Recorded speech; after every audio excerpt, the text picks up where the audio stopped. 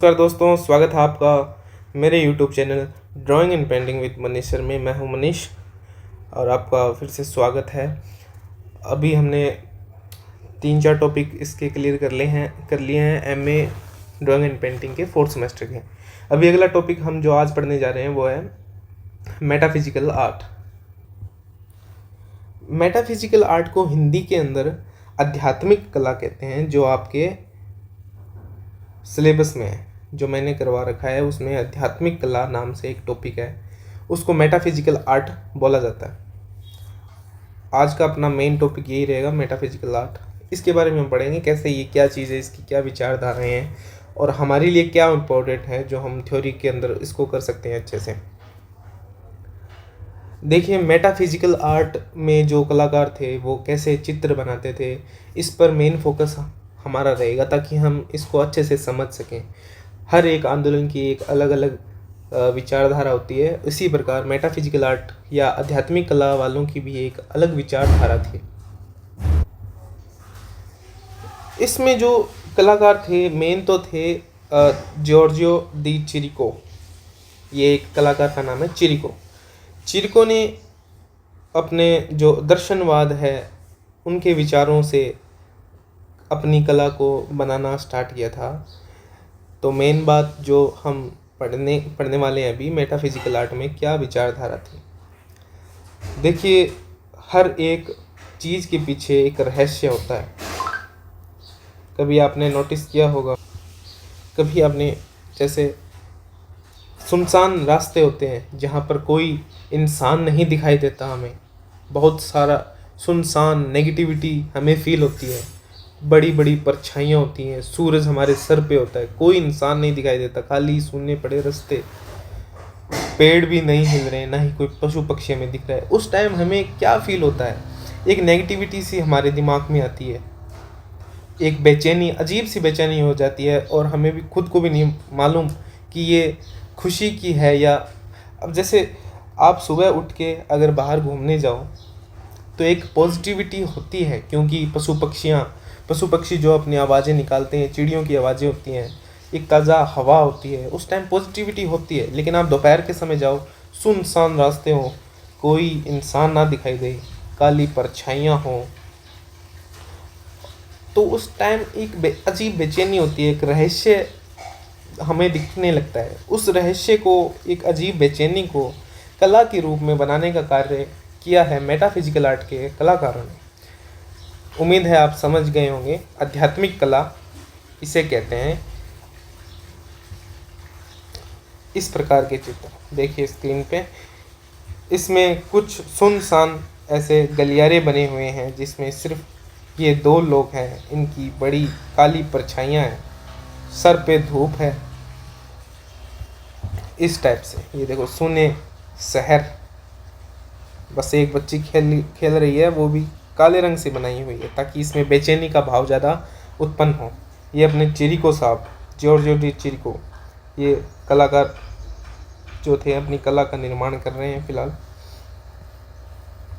इस टाइप के चित्र जो सुने हो, उसमें एक अजीब बेचैनी है। इसको ध्यान से देखोगे तो देखने वाले के मन में भी एक उत्सुकता होती है कि ये क्यों बना है, इन सब का क्या मतलब है। अजीब बेचैनी उनमें उत्पन्न होने लगती है। चलिए, मेटाफिजिकल आर्ट 20वीं सदी की शुरुआत का एक इतावली आंदोलन था। इतावली यानी इटली देश का था, इटली देश से ये चला था मेटाफिजिकल आर्ट। इसका उद्देश्य सामान्य जीवन के पीछे छुपी हुई एक रहस्यमय वास्तविकता को सामने लाना था। यह दर्शन शास्त्र से काफ़ी प्रभावित था।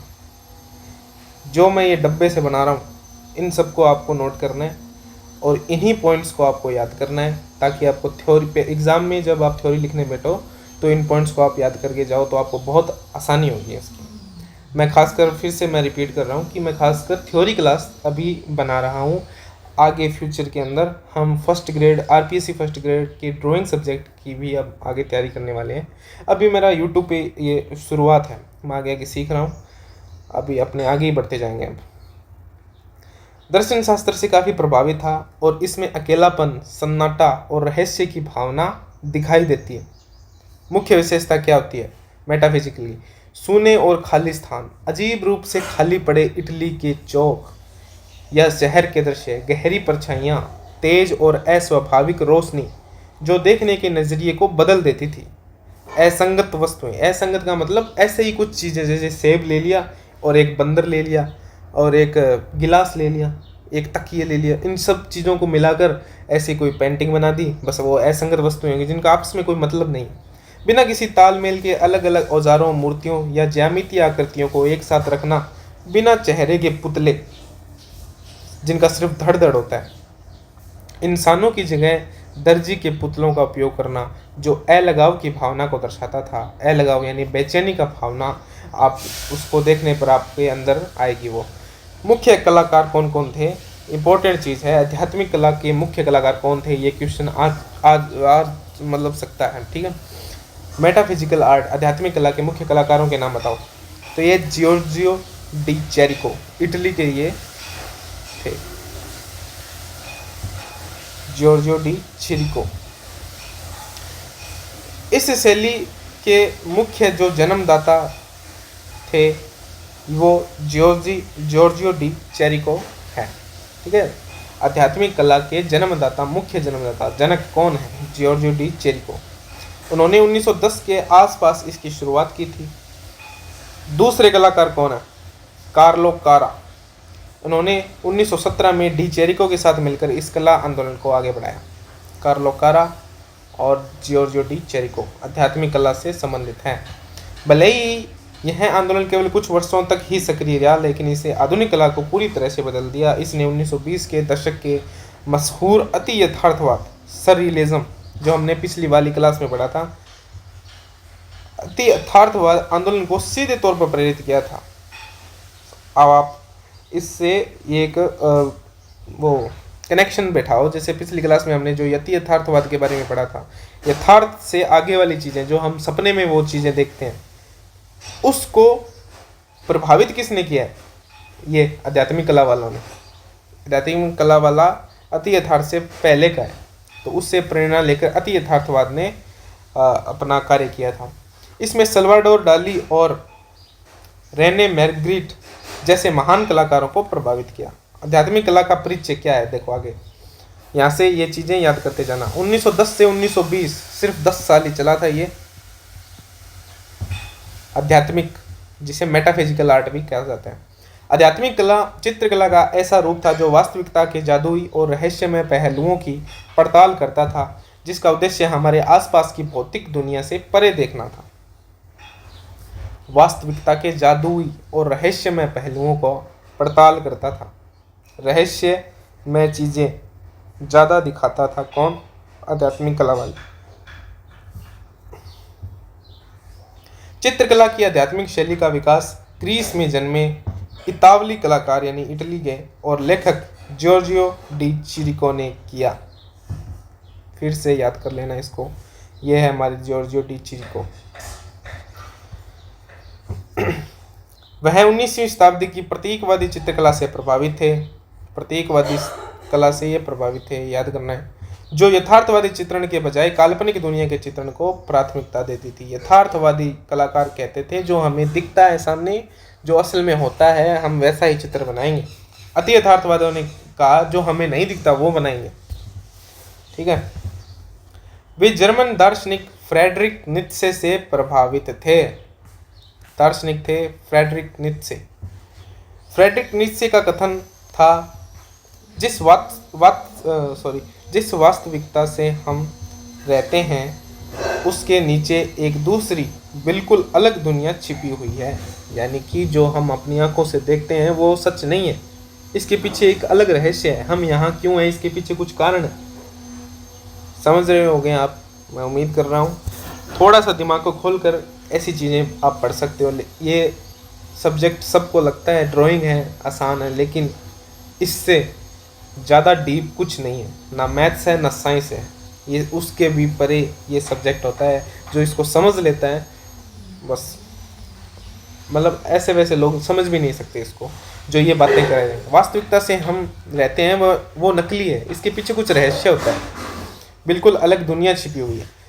जियोर्जियो डी चेरिको का कथन है, सबसे ज़्यादा ज़रूरत है गहरी संवेदनशीलता की, दुनिया की हर चीज़ को एक रहस्य की तरह देखना, दुनिया में ऐसे जीना जैसे कि यह विचित्र वस्तुओं का एक विशाल संग्रहालय हो।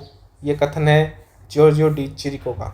उन्होंने कहा कि हमारे सामने अगर मान लो हम किसी रास्ते से जा रहे हैं और पेड़ से कोई फल नीचे आके गिर गया, तो उसको सामान्य तरीके से मत देखो, उसके पीछे रहस्य जानने की कोशिश करो, उसके बारे में 2-4 मिनट सोचो बैठ के। हालांकि ये पॉसिबल नहीं है, लोग पागल कहते हैं और हमारे इतना टाइम नहीं होता किसी के पास, लेकिन वो इसको बोल रहे हैं कि हर चीज़ को शक की नज़र से देखो कि इसके पीछे क्या रहस्य हो सकता है, और ये दुनिया विचित्र वस्तुओं का एक विशाल संग्रह है, ऐसा उन्होंने कहा था जियोर्जियो डी चिरिको ने।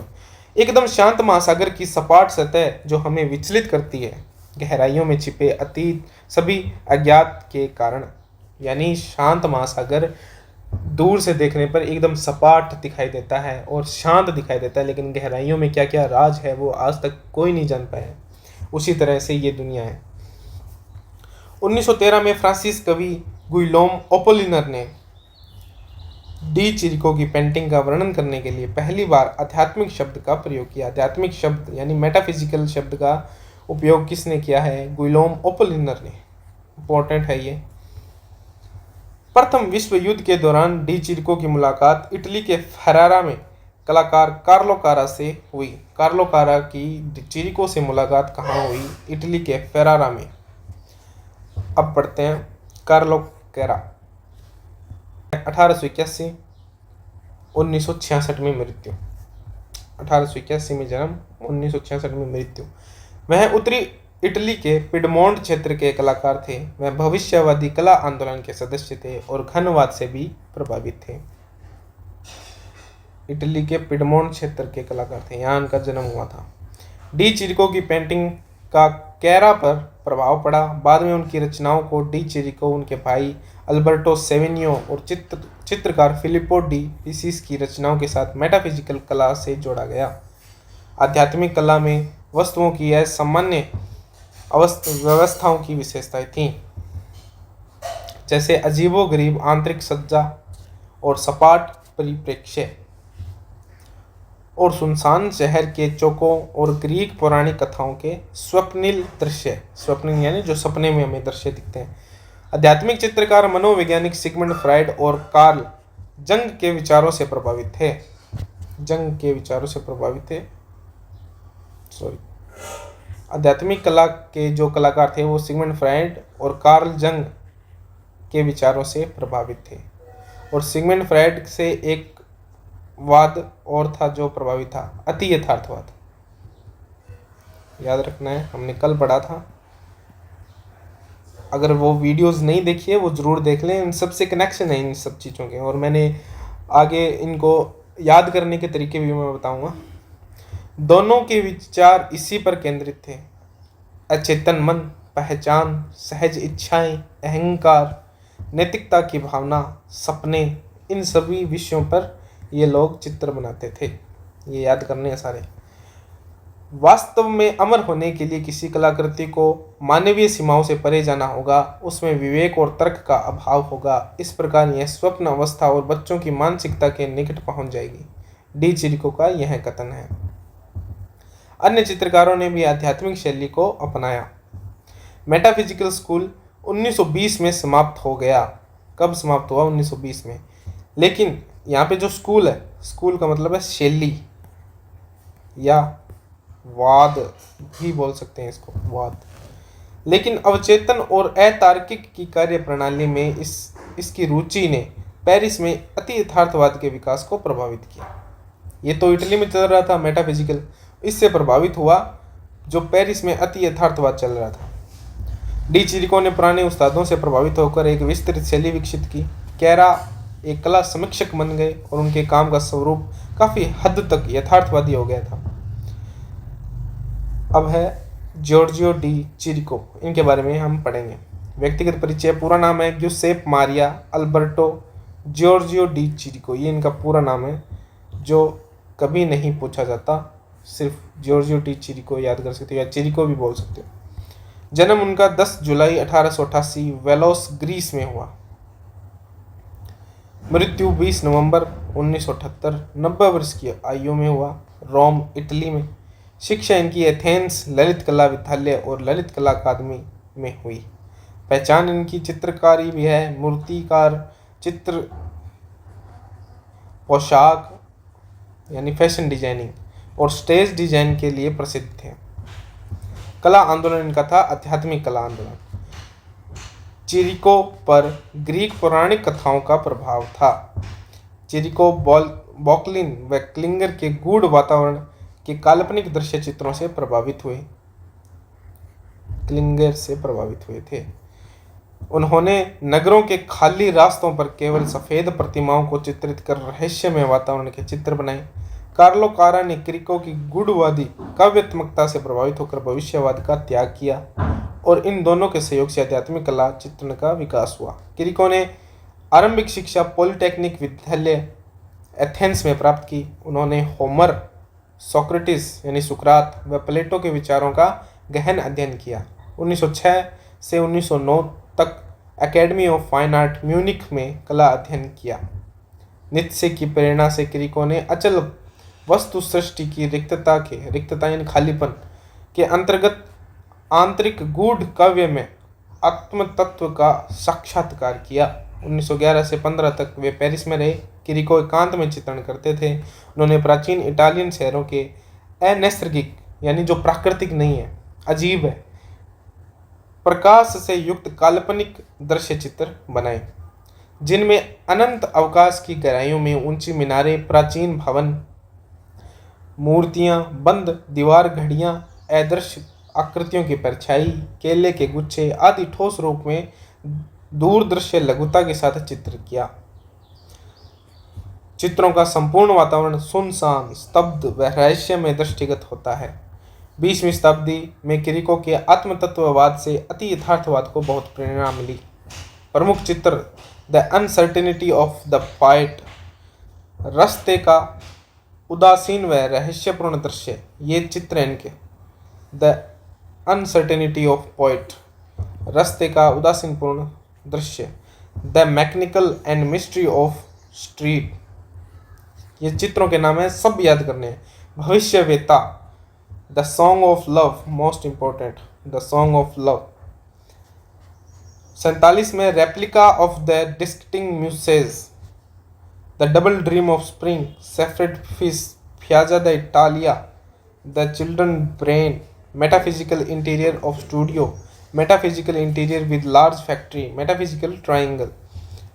कार्लो कारा की मुख्य पेंटिंग, कार्लो कारा ने डी चिरिको के साथ मिलकर 17 में इस शैली को आगे बढ़ाया था। द ओवल ऑफ अपीरिशंस, इस कलाकृति में ज्यामितीय आकृतियों और रहस्यमय पुतलों का सुंदर संयोजन देखने को मिलता है।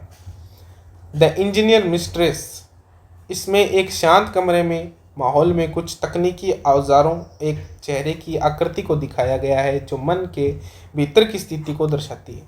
इन पेंटिंग की खास बात यह है कि इन सभी पेंटिंगों में कुछ बातें हमेशा समान दिखाई देती है, अजीब मेल, यानी इन सभी पेंटिंगों में जो चीज़ें इन्होंने बनाई हैं वो उनका आपस में कोई अर्थ ही नहीं है, अजीब मेल जैसी चीज़ें उन्होंने बनाई है। जैसे अगर हम चित्र बनाएं तो कप के साथ में एक गिलास बनाएंगे या कप के साथ में एक प्लेट बना देंगे तो इन दोनों का आपस में संबंध है, लेकिन अगर कप के साथ में एक शेर बना दें तो इनका कोई आपस में वो नहीं है, असंगत है। ये ऐसी चीज़ों को एक साथ रखना जिनका आपस में कोई सीधा संबंध ना हो, जैसे दस्ताना और मूर्ति का सिर, खालीपन, शहरों और जगहों को पूरी तरह सुनसान दिखाना, गहरी परछाइयाँ, सूरज की ऐसी रोशनी दिखाना जिससे लंबी और रहस्यमय परछाइयाँ बनती हैं।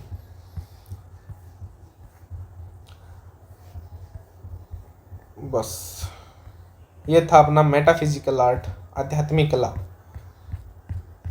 तो इसको थोड़ा सा अगर ध्यान से पढ़ें, मेरा तो ये सबसे फेवरेट वाद यही है, मेटाफिजिकल जो वाद है। इसमें ऐसे ऐसे चित्र बने हैं जो अजीब बेचैनी, जो मैं ऐसे ही महसूस करता हूँ, वो इनके चित्रों में मुझे काफ़ी हद तक मेल खाती है। एक अजीब बेचैनी होती है कभी कभी, वो इनके चित्रों को देखने पर भी वैसी ही महसूस होती है। अजीब खालीपन, अजीब सा वातावरण बना हुआ जो कभी अकेले बैठने पर ही महसूस होता है। तो मेटाफिजिकल आर्ट इसे कहते हैं, जिनके प्रमुख कलाकार थे चिरिको और कार्लो कारा। इनका समय था 1910 से 20 20 में ये ख़त्म हो गए थे। ये दार्शनिक नीत्शे, जर्मनी दार्शनिक नीत्शे से प्रभावित थे। ओपोलिनर ने सबसे पहले ये मेटाफिजिकल आर्ट या आध्यात्मिक कला नाम दिया था। और इनके चिरिको के प्रमुख चित्र, कार्लो कारा के प्रमुख चित्र, ये मेन पॉइंट्स हैं, इसको याद करने हैं और आपको ये थ्योरी अपने एग्ज़ाम में यूज़ करनी है। बस बड़ी बड़ी परछाइयाँ बनती थी और अजीब बेचैनी बनाए जाते थे, सुनसान खाली रास्ते बनाए जाते थे। ऐसी चीज़ें मेटाफिजिकल आर्ट में बनी हैं। तो आप पढ़ते रहिए, आगे बढ़ते रहिए, सब्सक्राइब कर लेना, जो भी होता है वो सारी चीज़ें कर लेना।